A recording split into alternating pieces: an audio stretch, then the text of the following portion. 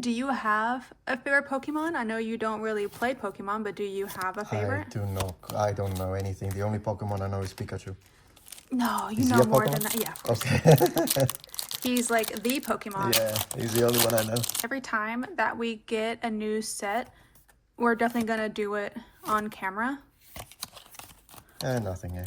Nothing here, but I'm still like really happy about that Salamence, to be honest. Oh yeah, it looks nice, yeah.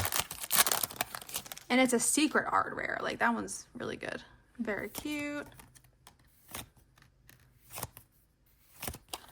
Now, I do not play the Pokemon card game. I basically just open the packs because I think it's fun to collect the pretty cards. Oh, yeah. I do know some people that actually play.